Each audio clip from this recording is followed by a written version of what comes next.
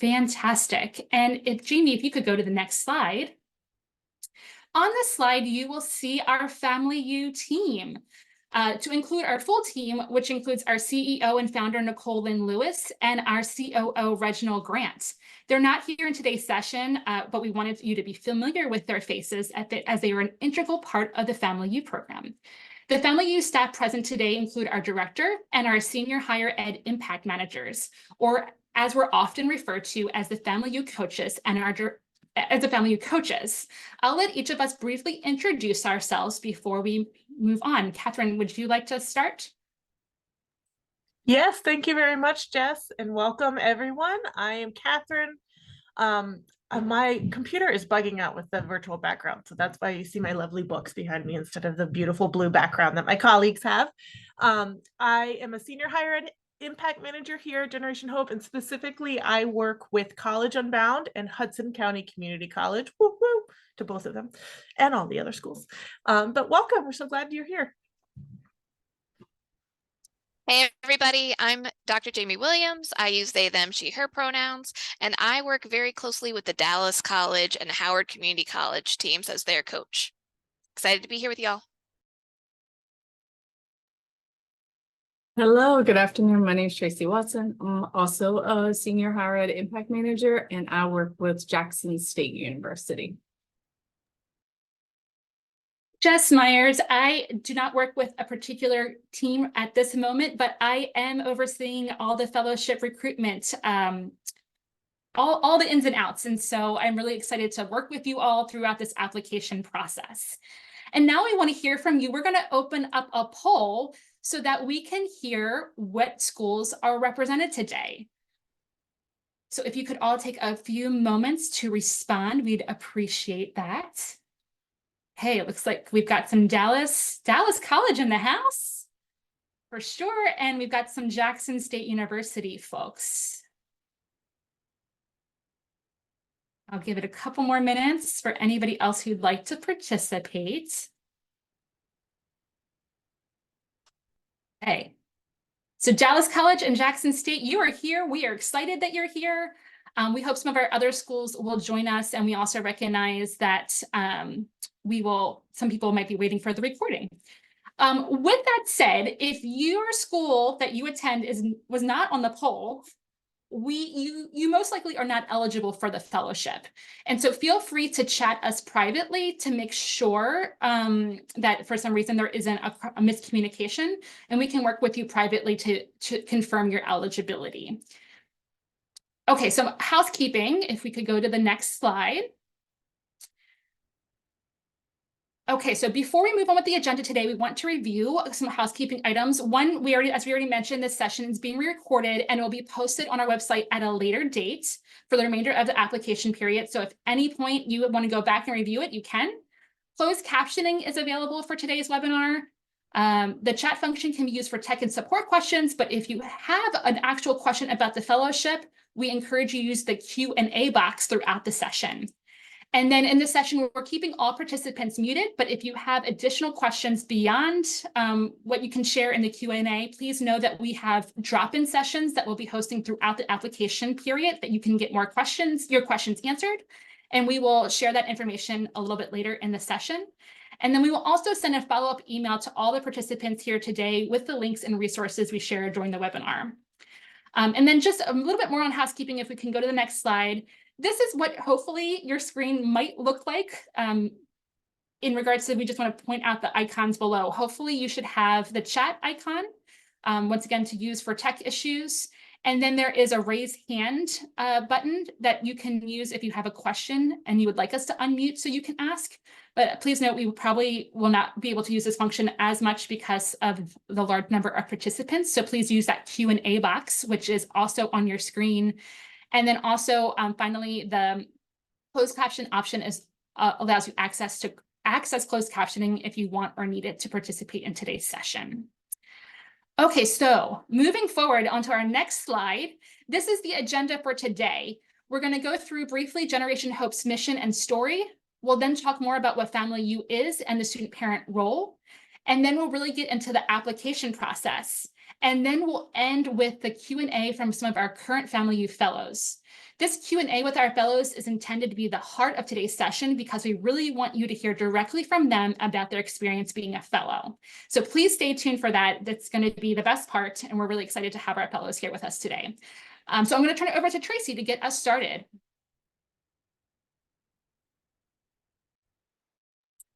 Thank you, Jess. Sorry, it took me a second to get off mute.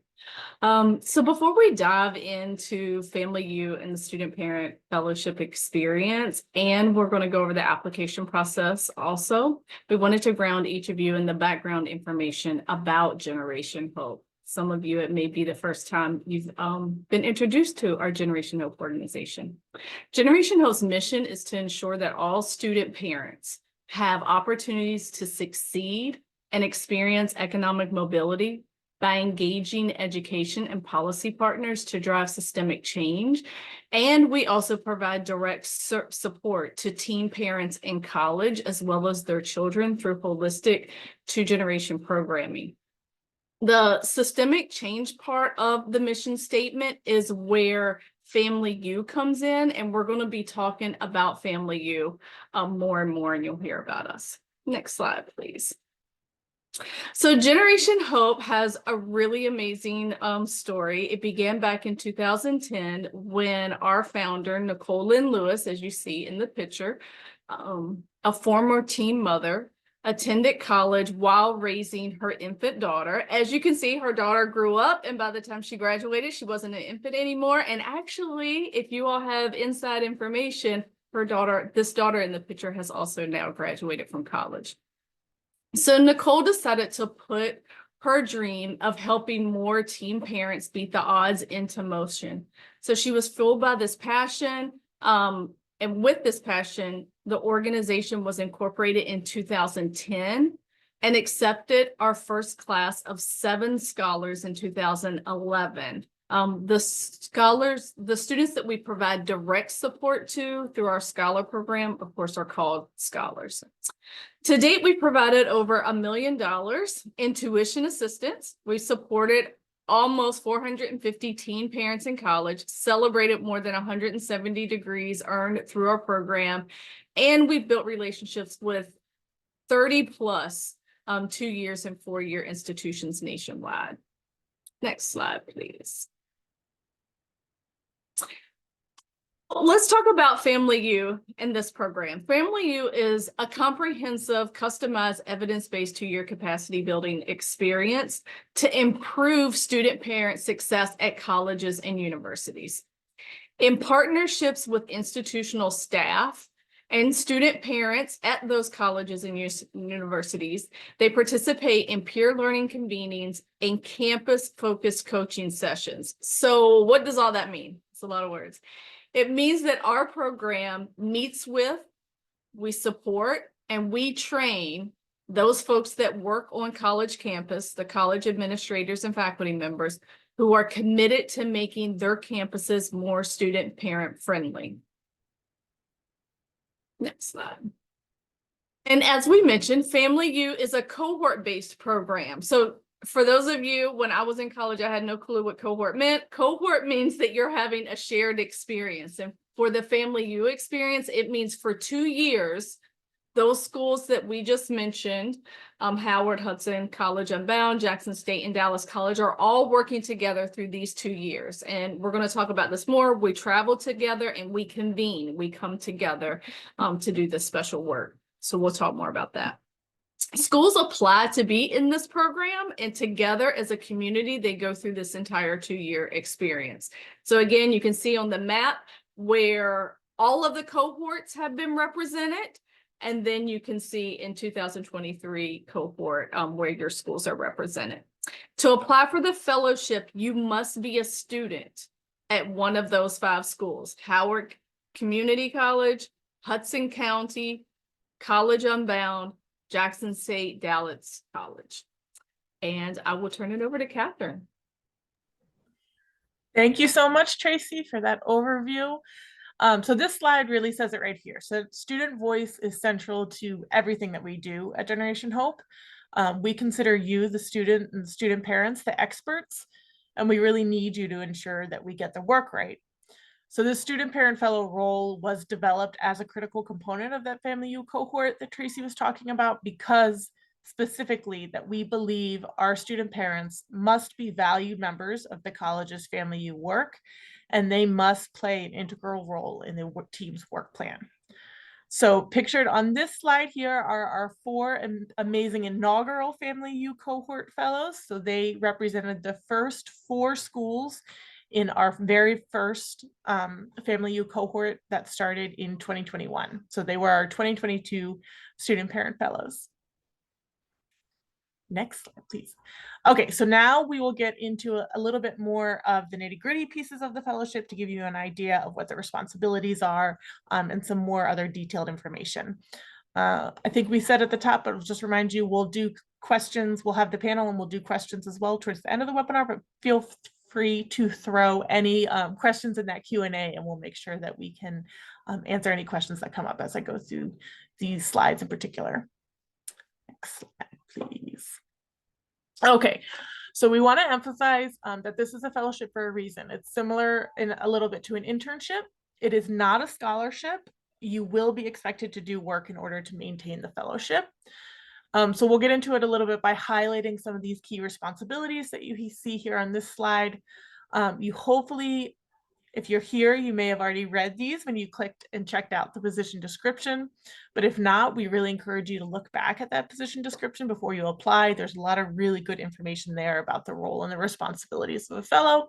And we're going to go ahead and drop the PDF of that position description in the chat now as well. Thank you so much. Okay, so after we select fellows, we will host a virtual meet and greet. So everyone will get to know each other, and we'll go over the logistics for the orientation. All fellows must participate in that in-person fellows orientation and training, which will take place this year on Monday, June 10th in Rhode Island, in Providence, Rhode Island. Shout out College Unbound. Generation Hope will cover the airfare and the hotel cost to participate in the orientation, so you don't have to worry about that. And then you'll stay in Rhode Island until Wednesday, June 12th to attend a 2-day workshop with the full FamilyU cohort, with all of the teams, those 5 teams that make up the cohort. So the full requirement would be from Monday, June 10th to Wednesday, June 12th, again in Providence, Rhode Island. So throughout your fellowship, you will participate in 4 of those kinds of workshops, which will require you to travel 4 different times throughout the year. And we'll go over that in greater detail in just a moment. But you must be able to travel to various places throughout the United States, so that we wanted to acknowledge that upfront in particular, so that you should feel comfortable being able to leave your little ones, your little kiddos, in the care of trusted ones back home, so that you can really fully be present at the convenings. We also just want to mention that outside of these 4 convenings, most of the fellowship work will be done remotely and or around your college campus or college institution. And those responsibilities include participating in monthly coaching sessions, which are virtual, meeting with your college's team members regularly to ensure that their work plan is being implemented successfully, carrying out tasks related to advancing the needs of student parents on campus per that work plan, serving as a main liaison between student parents on your campus and decision-making representatives at your school, and completing an advocacy project, which we'll share more about in the next slide. Okay, so each fellow will complete a comprehensive advocacy project. This is kind of like the cornerstone of the fellowship. The project should be related to removing barriers for student parent success at your school, and it's expected to be completed by June 2025. I know we just started 2024, so thinking about June 2025 is like, it's a lot, but it's coming. The project is intended to really support and complement the work that's already being done at your institution. We have a lot of really great examples from our past fellows about what that can include. But just to give you kind of a sampling, it can include a research project about student parents at your school. It could be a communications campaign to elevate visibility of student parents. Or it could be to create a training or a workshop series focused on student parents for faculty or staff. And then we'll give you some more on this next slide. We have even more, some examples of advocacy projects that our past fellows have done or are currently working on. So first we have Valeria from cohort 1. She facilitated monthly family-friendly activities that strengthened expressive practices. Mercy from cohort 1 founded a student parent alliance at Northern Virginia Community College, whose leadership team also serves as an advisory council for the school. Naja, another one of our inaugural fellow, coordinated the collection, creation, and distribution of child activity kits across Montgomery County's 3 campuses. Alexis, here with us today in cohort 2, she established a student parent scholarship that's currently accepting applications at San Diego Mesa. Kristen, also here with us today, created a student parent training module for faculty and staff that I believe just got off the ground too. And then another example of one of our current fellows, Rakita, she launched and expanded the student parent group called The Village at Norfolk State University. So that's just a small samplings of the advocacy project that our fellows do. The advocacy project is really owned by the fellow. They come up with their project based on their own strengths, any areas of passion that they might have, and also in collaboration with the FamilyU team based on what's most needed at their college and their specific institution. And during our panel in just a little bit, our fellows will share more about their individual projects that I just kind of touched on there. So hopefully, as you'll hear from our fellows, all of these responsibilities come with significant benefits that we hope support your personal and professional growth as a student and as a parent and as an individual. We definitely believe that, as I said, you are experts, and as experts, you are due the necessary compensation and benefits that come with that expertise. So that includes a $20,000 disbursement that you'll receive in monthly installments, contingent upon you consistently meeting your monthly fellow requirements and responsibilities. Part of this funding is intended to help you secure childcare while you're traveling for those 4 times with the FamilyU team and while you're doing your 10 hours of work a week. We also supply a team supervisor to support your student parent work. So that would be somebody who works at your college and institution and is on the FamilyU team there. Generation Hope coach, like Jess, Tracy, and Jamie and I that you see here today on the call. We're there to really help you support your student parent work as well. On our side, we provide customized trainings and professional development throughout the year, a cohort of peers committed to advocating for student parents, and you really do kind of get to know your own fellows and really have a good camaraderie there with them as well. And then of course that paid travel to participate in convenings throughout the US. So I mentioned it at the top, but because it's so important, I think I'm going to keep repeating that fellows are required to travel and be in person with the FamilyU cohort to be able to be eligible for this role. So we know you're a student, you wear many, many different hats who may be working. So we do want to acknowledge that travel may require missing some classes or work. Generation Hope and your campus team will work with you to communicate with your faculty about any absences. And we encourage you to be proactive about that so that we can communicate as needed as well. Otherwise, if selected, like I said, you'll be traveling to Rhode Island and Washington, DC. We'll be meeting in DC more often because we're excited that Generation Hope has just opened a brand new office here that is large enough to host a lot of our cohort convenings. So that was a lot of information. I'm going to pass it over to Tracy, who will be able to tell us a little bit more about that application process as well. Wonderful. Thank you, Catherine. So one of the reasons that we're hosting this information session is to ensure that you all have the information to complete the most successful application. So we're now going to transition to really focusing on the application process. Some key steps to take before you even go to our application platform. For those of my techies who are on the line, we're using FormStack. And that's what you're going to use to submit your application online. We want you to read through the full fellowship position description, and I think my colleagues are going to drop that again. It's also always, while the application is open, will be on our webpage. So as long as you can get back to Generation Hope's website, you'll find that there as well. But it's going to be dropped into chat. It's important to really read through that, the roles, responsibilities, and the eligibility, because you want to confirm your eligibility, and we'll talk about that on the next slide, but you want to go through and make sure that you meet all the eligibility requirements. The application set up that if you don't meet all the eligibility requirements, you won't be able to go through the application. And lastly, review the required experiences and abilities to make sure that you feel comfortable to meet those experiences. If you've done all those things and you're feeling ready to apply, then you're ready for next steps. And we're excited that you're taking those next steps. One, you'll also need to get your transcript. Oh, I think it's still same slide, maybe. Okay, get your transcripts. It doesn't have to be an official transcript. So you can just upload when you're submitting your application. If you have a digital copy, you could just upload it. And also you want to start contacting a professional reference to see if they'll be able to serve as your reference on the application. This person could be a former faculty member, one of your professors, a supervisor, or a mentor.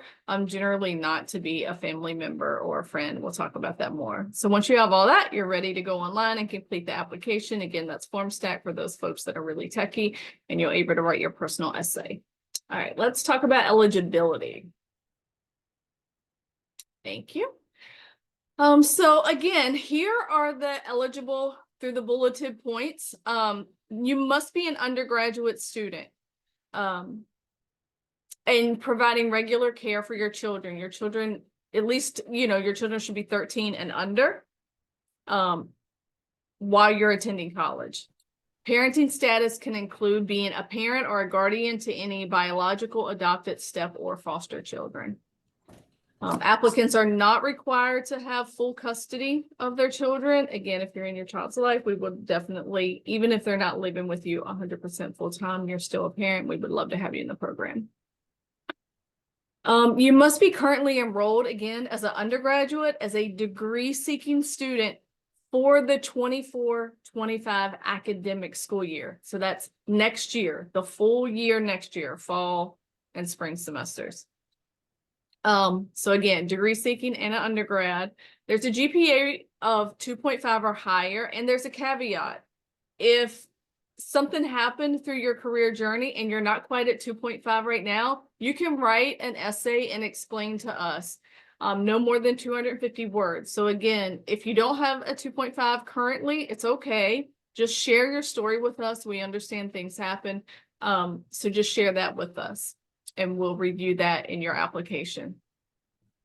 Be able to devote 40 hours a month to the student parent fellow work for the entire year of the fellowship. Again, that about breaks down to 10 hours a week. Some months it may be a little bit more, especially when we're convening in person. You may get to those 40 hours a lot quicker. But on average, you're talking about 40 hours a month, 10 hours a week. And be able to participate in that in-person fellows orientation that we mentioned earlier. We gave the date for that. And again, all in-person convenings, we really need you to be present for. I want to go back to that GPA requirement. Again, you can provide that additional context. When you're in the application platform, though, go ahead and check that, yes, you have a 2.5. So even if you don't have the 2.5 and you're going to write us an explanation, that's okay. But just go ahead and check that box so you're able to add the explanation in so that we can review it along with your application. Again, once again, this is all listed in the fellowship position description for you to review on your own time. If you have any questions about your eligibility, especially if you feel like you have a very unique situation and you want to discuss that with us, please reach out to Catherine, Jess, myself, Jamie, any of us, and we can be able to walk you through that.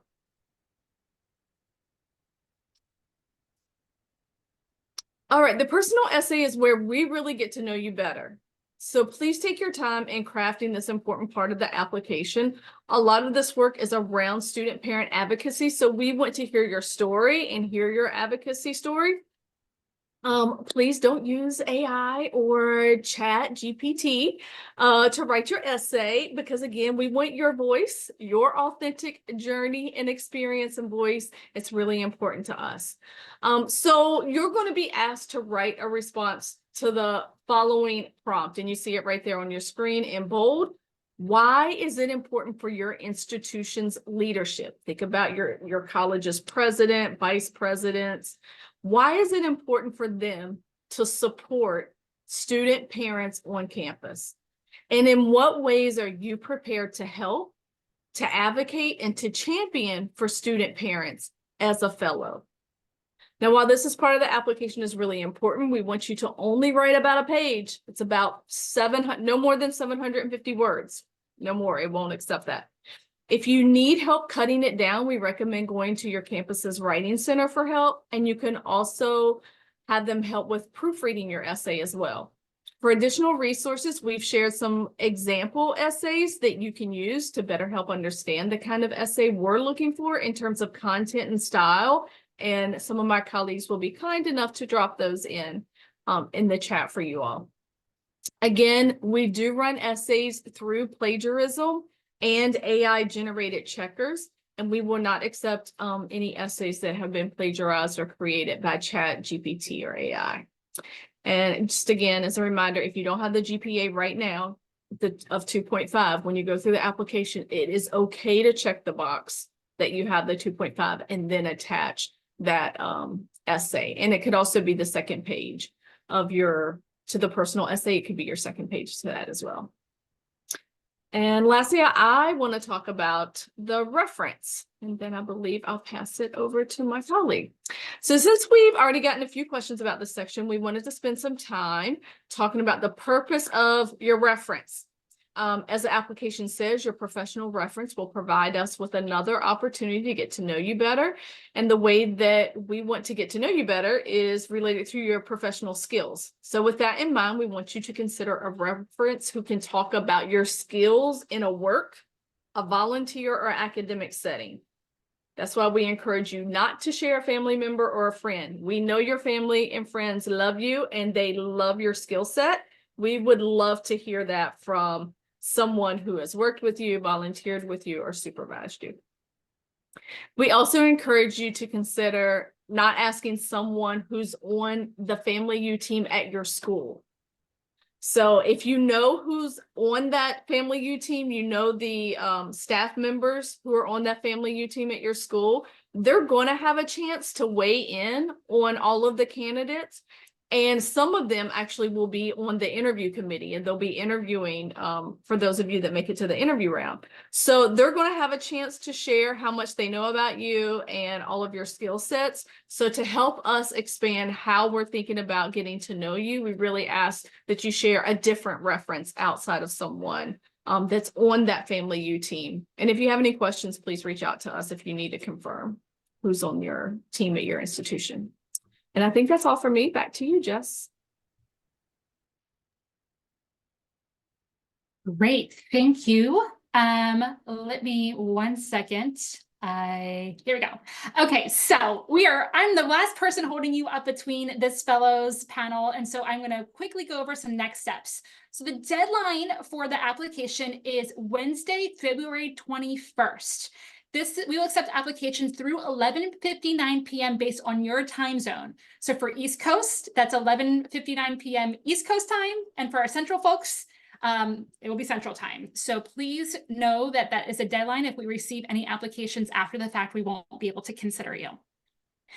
Next slide, please. So after you submit your application, what happens next? We will get busy reviewing all of your applications. We use a rubric to help us make informed decisions.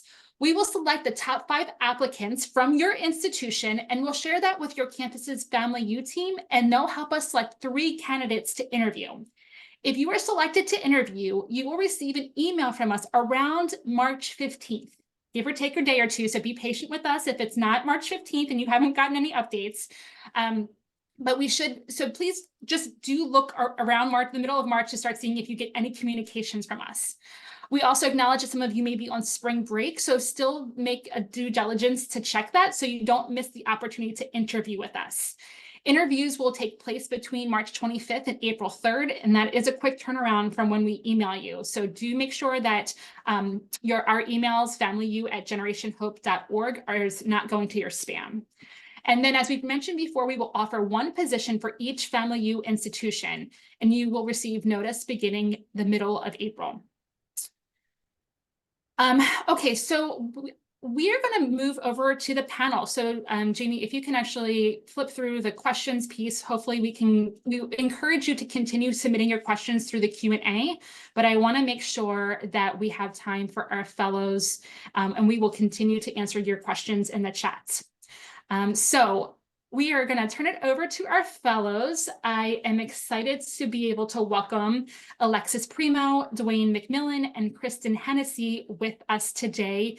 And if my tech folks can make sure that they are pinned, and perhaps we can remove some of us from the pins, that would be great. Just so that you all know, we had some technical difficulties getting some of our fellows in, and so that also includes that we might not be able to see their videos. So we apologize for that inconvenience. This is what they look like. Look at their wonderful faces and their smiles. If you can't see them, just know these are the faces behind their fantastic voices. And so without further ado, and actually we could stop sharing the screen, Jamie, and I will kick it over to our fellows.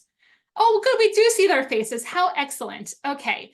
As an FYI on my screen, I still see the coaches are pinned, and the fellows are at the top. I don't know if I'm going to let you all figure that out. I love my team because they're tech wizards and I am not. So I'm going to go forward with the panel, and you might see some things move around if I'm seeing it differently than you all.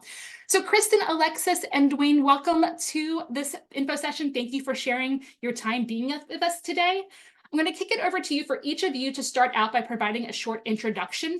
If you could share your name, your pronouns if you'd like, what college or university you hail from, what your major is, who your children, how many children do you have, and any other relevant information that you think would be important for potential applicants to hear from or hear about. And I'll start with Kristen.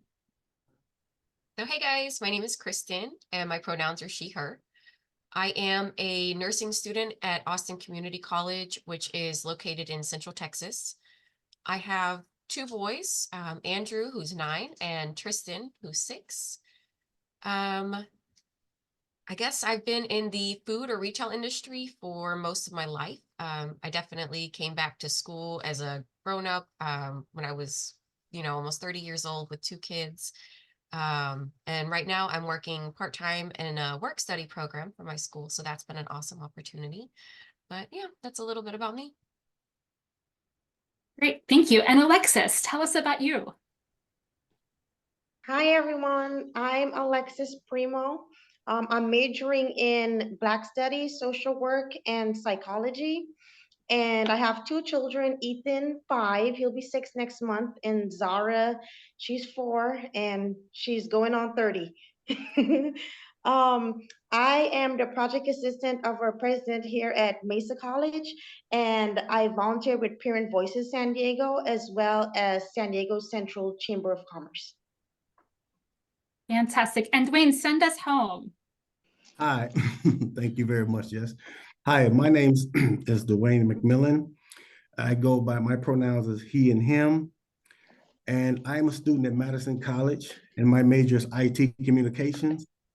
I'm the father of 2 children. I have a daughter who is 11 and a 3-year-old son.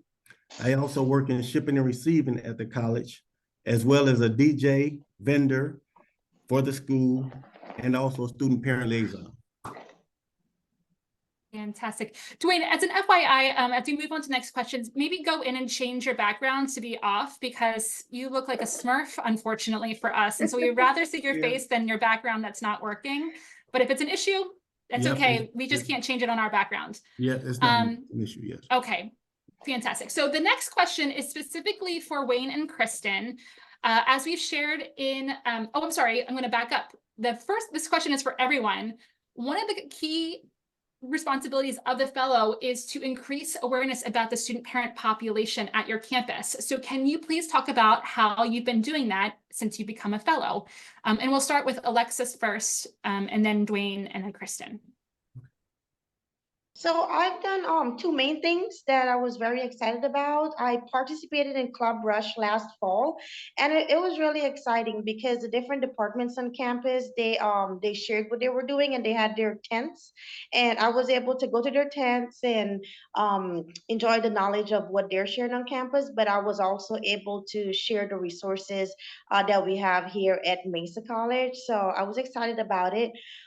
So Club Rush was one opportunity. Also, I was able to host a panel here at Mesa College with two fellow student parents, and they had the opportunity to share their experience being a parent and student, things that they enjoy, resources that assist them to be successful, as well as, areas on campus they would like to see change. Go ahead, Dwayne. All right, thank you.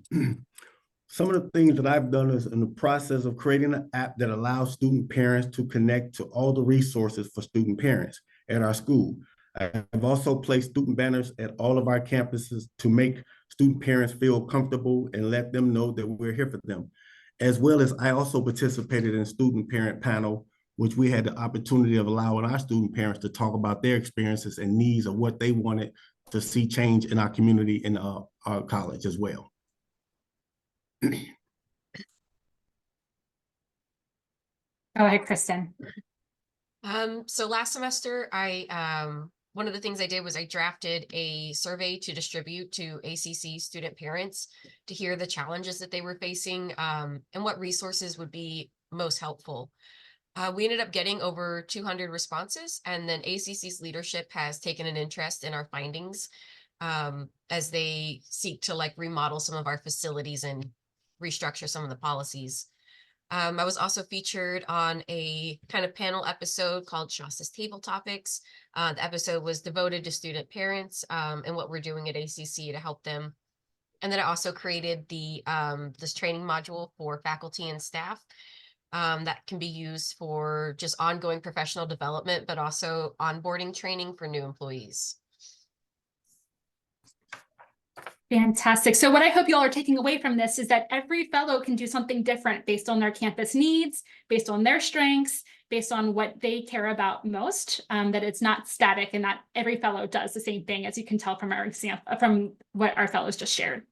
So for our next question, and this is really helpful because it's already coming in the chat or the Q&A about time management. This question is specifically for Wayne and Kristen. As we shared, fellows are expected to work 10 hours a week. How do you typically fill that time? And then how much of that time do you work in person or virtual? And perhaps if you could also maybe acknowledge or share about how that has been, knowing that you are also working, you have your family, is working the 10 hours a week generally manageable for you? And we'll start with Wayne first.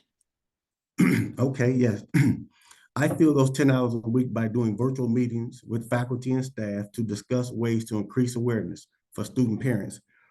Read about student parent topics, review data policies from Madison College about student parents, engage and support student parents, and connect student parents to resources.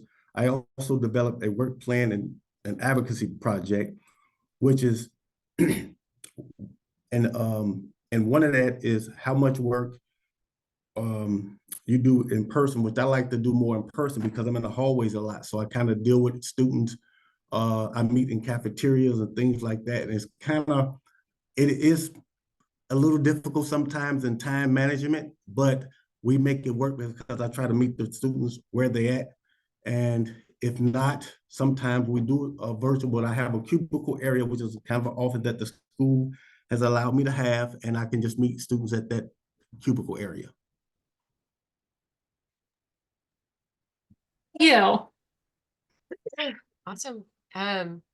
So I'm kind of on the opposite end of the spectrum than Wayne. I do a lot of my work virtually, especially since our nursing school schedule is really busy and hectic.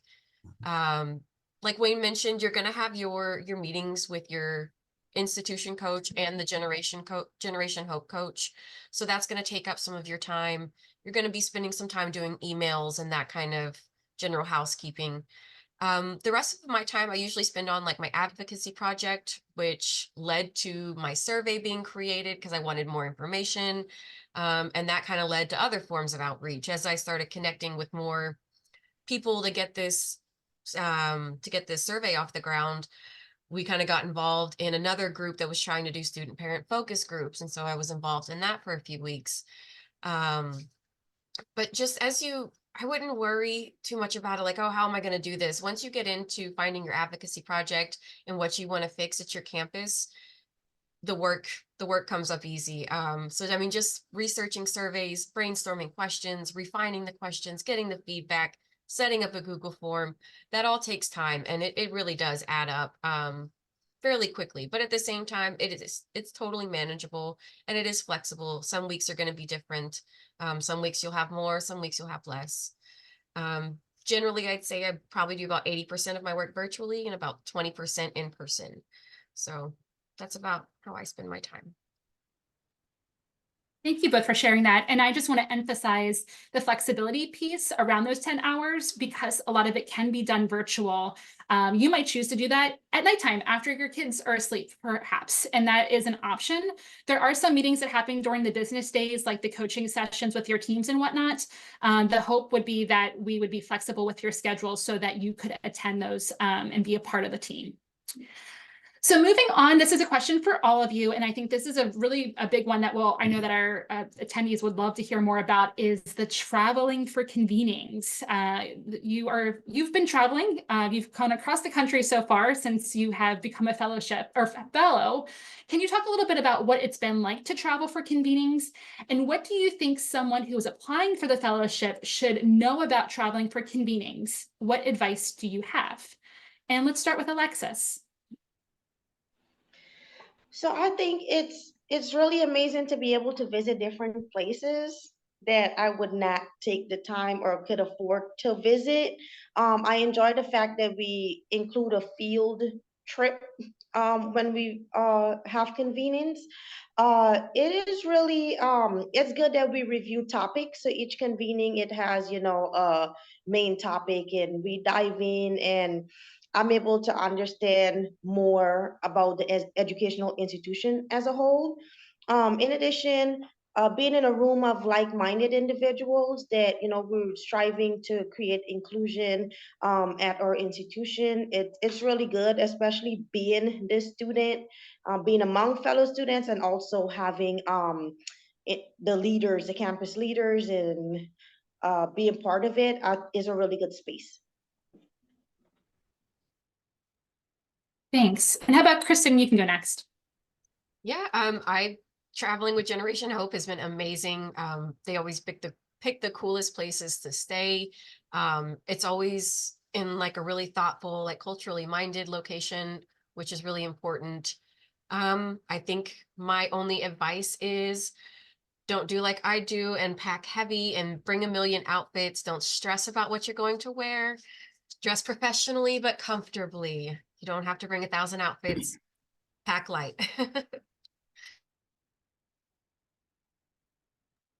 And Wayne, what else can you share with us about traveling for convenings, and any other advice that you would maybe want to give applicants who maybe are seeing this requirement and might be a little afraid of, like, oh, can I do this? Should I not apply? Should I apply? What advice do you have for them? Well, I think my fellow's done a great job, but I'm gonna say it's been great to travel and learn different things as about student parents. I think someone applying for the position should know that you need a support system set up in place for your children as you consider doing this work. My advice is, like Kristen said, is to pack lightly and be ready to engage with other fellows as you share your journey. But at the same time, it's being able to listen and take heed to what you're doing, and be able to also articulate that and put it back so that people can understand what you want to do and what you want out of this and what you want to see out of it. So I think that's one of my biggest takeaways from what I've gathered from traveling. Right. And I just want to emphasize that support system that Dwayne shared, really thinking about who you can rely on to help you take care of your children while you're away. We try to be as obviously family friendly as possible. And so, you know, we want to make sure that this fellowship is accessible. And also we want you to be able to fully participate in the convenings, and acknowledging that that sometimes requires you to be by yourself so that you can fully engage and be present. And so that's why we really want to make sure you have that support system at home so that your kids can be safe and well cared for, and you can be fully present at our convenings. I think all of our fellows do a really great job about looking at their schedules ahead of time and contacting professors, in addition to, you know, other responsibilities, to make sure that they have that time off and can attend those convenings with us. So we encourage you to do the same if you're deciding to apply, to make sure that that works for you. Oh, and Alexis, feel free to, there's something that you wanted to add? Yes, really quick. So, for me, it was a little difficult for me to leave my children. So, I would urge you that, you know, if you might have any kind of anxiety, work through it. If your children are younger, they'll still understand, you know, mom wouldn't be around, dad wouldn't be around, communicate that with them. And then also, like, try getting a backup for your backup. This is something I had to do. And being a new single mom, I had to build my own community. So, there were persons on campus, especially persons that are part of the student parent allies that help support what you're doing. They might be able to assist, and, you know, family members. Thank you for that additional insight, Alexis. So our next question I'm going to toss to Alexis and Wayne. I have the privilege of being, well, for all three of you, I have the privilege of being your coach and meeting with you on a pretty regular basis, and have learned a lot about what this experience has been for you. And you've all shared how the fellowship has enhanced your professional skills. And so, Alexis and Wayne, can you share a little bit more about how the fellowship has enhanced your personal and/or professional skills? Okay, would you like me to go? Yeah, go ahead. Thank you. Okay. So I have learned better communication skills, time management, and how to bring student and parents and faculty together. One of the things that I was able to continue to create with that was just being able to walk up and talk to people. And I found that when you just kind of walk up and talk to people, that, you know, you'd be surprised at what information you can learn, and that a lot of students are kind of scared to get out there and ask for the help that they need. And a lot of times when I saw young ladies or young men, especially the women, they would bring their kids to school as they was registering. So I would just kind of walk up to them and like, okay, ask them whether they're a student parent. And by doing that, I was able to get these new student parents signed up in the student parent clubs so they can find resources, which helped them a lot. And they were very open with feedback, because they were more shocked than anything. And they was like, actually, you guys have this here. So that's one of the biggest things. My takeaway was being able to get out front in front of these students and talk to them and not be afraid to do that. Go ahead, Alexis. Yeah, similar to Wayne. Yeah, being vulnerable is like a really important skill that goes under like personal and professional. And being a student, reaching out to fellow students, you know, it's not as intimidating for the students because, you know, you're similar age. Personally, I have been able to enhance my communication skills and same networking skills. You know, I'm more confident communicating with others than before. And professionally, public speaking, which comes under communication. I've had lots of opportunities to be parts of panels and present what the work I'm doing. So I'm more confident with that. And also being a leader, you know, with the advocacy projects on campus, you need to like embrace that role of someone that, you know, could speak strong and advocate for something. So, you know, being a leader was a good skill I'm able to work on, and also understanding what really advocacy is, and being able to represent the students on campus.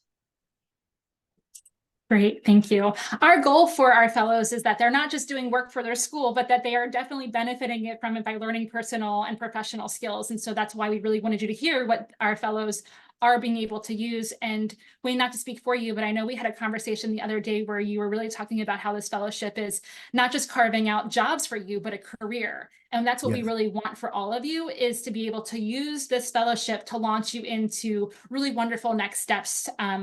that you can use in other ways beyond just your time at your institution. So we also do that, not just through the work that the fellows do, but all the convenings provide that professional development. The orientation, which is in June, which we've mentioned is really important, is a whole day where we're onboarding you and providing you skills that will be useful to you in the fellowship. And then we also do these virtual gatherings where we're talking about specific topics that will come up as a fellow, whether that's advocacy, like Alexis mentioned. We cover things around telling your student parent story, around public policy, and other ways that throughout this experience, you'll gain skills professionally and personally. Okay, so we're getting close to our last few questions. And so this one is for all of you again. You all mentioned in some way or another your advocacy project. And I'm hoping that you shared, maybe not just what your advocacy project is, since you've already shared that piece, but can you talk a little bit about how you selected the project? What was the why behind why you wanted to do the advocacy project that you did? And just for refreshers, maybe share a little snippet of what the advocacy project is, the title of it or whatnot, but then really share like why you picked that as part of your piece. And we'll start with Kristen. Yeah, so my advocacy project was to create a student parent training module for faculty and staff at our college.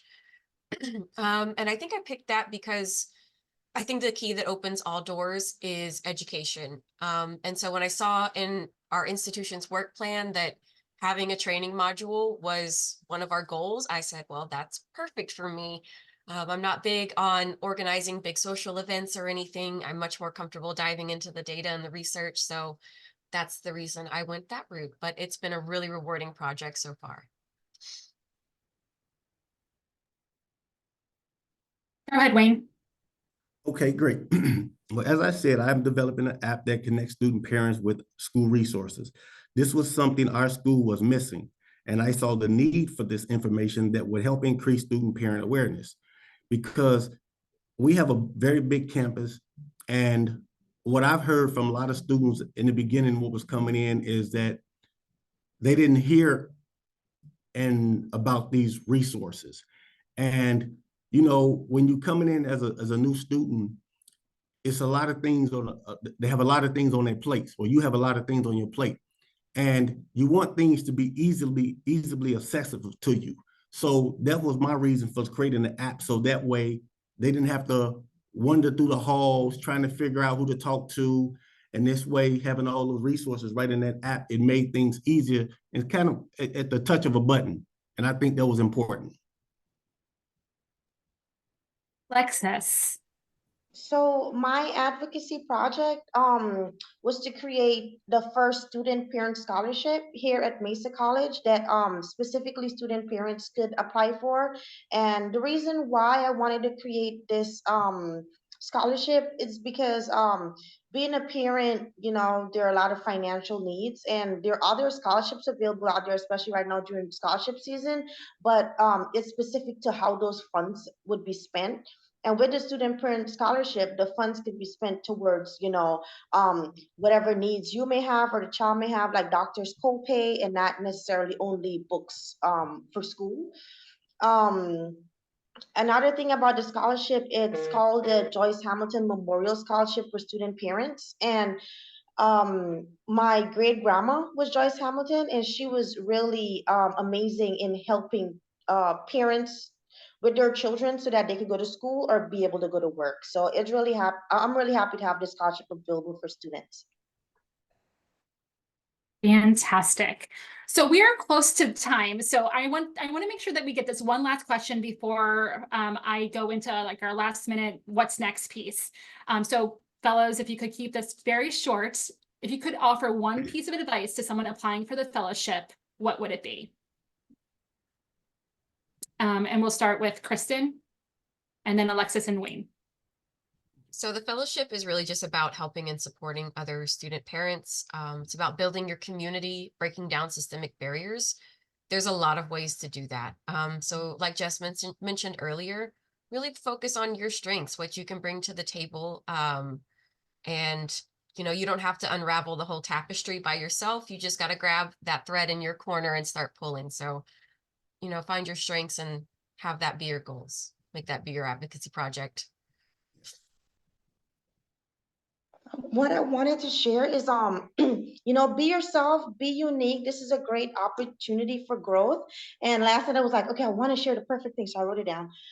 This is a great opportunity to grow professionally and personally while using your unique journey to motivate and direct you towards inspiring other student parents and creating the change you would like to see on your campus and in your community. And it's possible. Just be yourself and bring your unique experience and talents.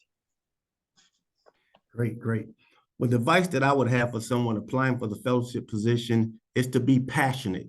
You have to be passionate about what you want to do. You have to be passionate about, student parents, because it's huge. At the same time, as you're getting into and asking the questions, plus do your research about student parents. Do research about Generation Hope so that you know what you're advocating for, because this is going to make a big difference when you're on these panels and you're, advocating for things. It's just going to help and it's going to show. So I think passionate and doing research is two biggest things. Great, fantastic. Thank you all. I am so proud of you all, and I'm so glad that we get the chance to work with all three of you. I'm really proud of you, and thank you so much. They're coming from three different time zones, and they took the time to be here today. So let's do some round of applause. Even if we can't see you, just put some claps in the air for these fantastic students. So we're going to wrap up in the next minute or two. If you still have questions or don't have any now, but then there's questions that come to you as you're working on your application, know that you can always reach out to us. We're offering drop-in office hours via Zoom throughout the application periods. If you have a question, drop in at any point during the hour and ask us. And I think, Jamie, if you could get the slides up, we'll also drop these, but on the slides, hopefully that you'll see in the next minutes, you can see when we're offering the drop-in sessions. The first one is actually this Friday at 12 p.m. Eastern time, 11 a.m. Central time. And we're going to drop the session times and Zoom link in the chat, and we'll send it in a follow-up email so that you can join us if you have a specific question. Also, if you came in late to the session, just know that we'll have the session up on the website later this month for you to review. And by this session, I mean this actual webinar. And so whether you came in late or you just want to review it again, we'll hopefully have this up on our website in the next few days so that you can review. So if it hasn't already happened, my colleagues are going to drop into the chat the website that you can will be able to access the webinar at, in addition to the office hours for a Zoom link for our office hours. And then also, if any point you have questions, you can email us at FamilyU@generationhope.org for support. So we hope that you can stay in touch. This concludes this evening's info session and panel. Once again, we want to thank our current fellows for giving their time, and we want to thank you for being here to ensure you submit the best application. And Jamie, could you go to the next slide, please? We just want to let you know that whether or not you're selected to be a fellow, we hope to have a chance to meet you throughout the FamilyU experience at your campus. We come for campus visits and we host other events, and so we hope that you'll stay engaged. Please do get involved with the efforts to support student parents on your campus. We also encourage you to stay in touch with Generation Hope. Follow us on Facebook, Instagram, and LinkedIn. And as a reminder, we will send a follow-up email with all of this information so that you can stay in touch. Otherwise, this concludes the webinar. We hope that you all have a great rest of your day, and thank you for joining us. Thank you, guys. Thank you all. Good luck to everybody. Yeah, thank you guys.